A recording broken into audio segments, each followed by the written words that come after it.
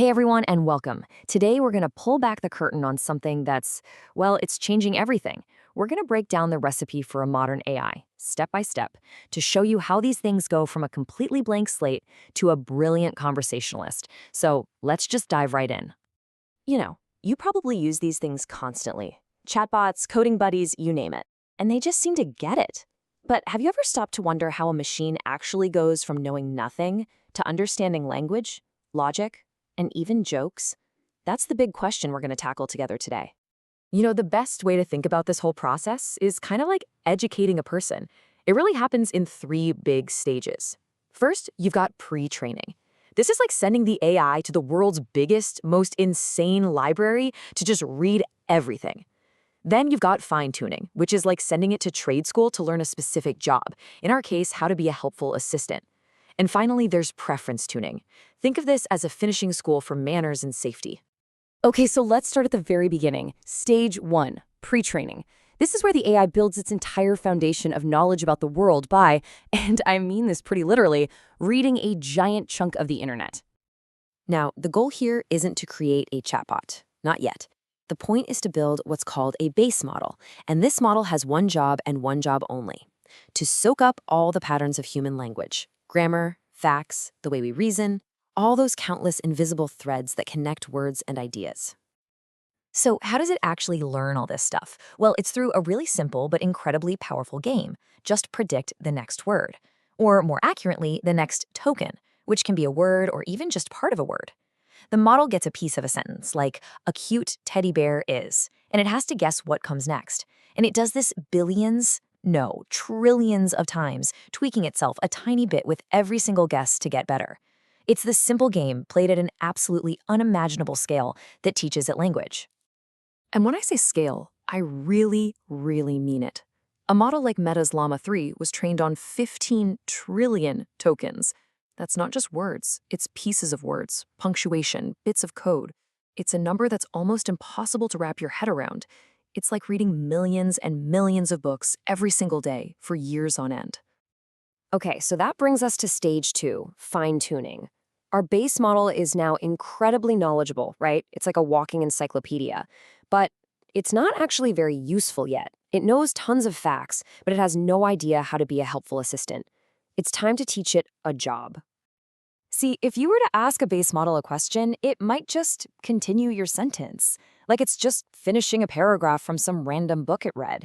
It doesn't get the whole question and answer thing that we humans take for granted. And that's exactly the problem fine-tuning is here to solve. And wow, this shows the difference perfectly.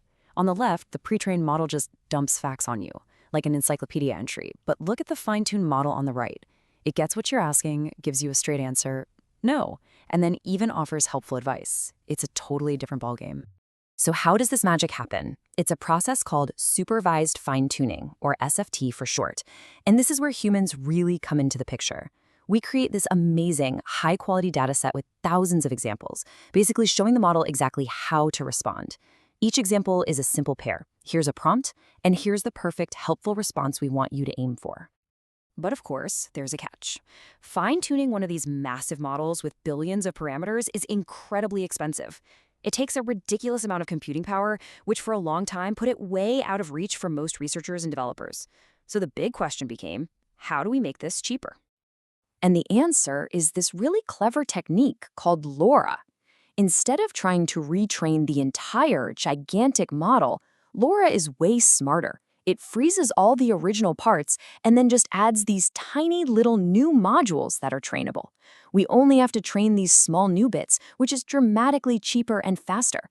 It was a total game changer that basically democratized the ability to customize these powerful AI models. Okay, so we have a model that's knowledgeable and helpful. We're done, right? Well, not quite. Now we get to stage 3, preference tuning. This is where we add that final layer of polish and, maybe most importantly, the safety guardrails. The thing is, helpful can be really subjective. A model that's been instruction-tuned might give you answers that are technically correct, but they could also be rude or unsafe or just plain weird. So this final step isn't really about teaching it new stuff. It's about aligning its behavior with what we humans actually value and prefer. So how do you teach something as fuzzy as preference? Well, it turns out it's way easier for a person to look at two different answers and just pick the better one. It's much harder to write the perfect answer from scratch. So here, response A is kind of judgmental and unhelpful, right? But response B is positive and creative. We just tell the model, hey, B is the one we want, and it learns from thousands and thousands of these little head-to-head matchups. Now, the old way of doing this was called RLHF. It was super powerful, but honestly, it was also a nightmare to work with. Super complex, unstable, it involved juggling multiple AI models at once. But recently, the whole field has shifted to a much simpler and more stable method called DPO, or Direct Preference Optimization. It gets you to the same place, an AI aligned with what we want, but in a much more direct and efficient way. All right, so that covers the three big stages of educating an AI. But there's one last crucial piece to this whole puzzle: the secret sauce. This is all the brilliant engineering that happens behind the scenes to make any of this stuff actually work in the real world. And let's be really clear here. The cost to train and run these models is just astronomical. Without some really clever tricks to make them faster and use less computer memory, they'd be way too slow and expensive for any of us to use every day. Efficiency isn't just a nice little bonus. It's the thing that makes this whole AI revolution possible. So what are some of these tricks? Well, to speed up that massive pre-training stage, engineers came up with something called FlashAttention. To make your chatbot feel instant, they use KV caching, so it doesn't have to reread your whole conversation from the beginning for every single word it writes. We already talked about LoRA, which totally slashed the cost of fine-tuning, and to make the AI generate text faster, they use something called Speculative Decoding, where a little, zippy model writes drafts that the big model can just quickly check off.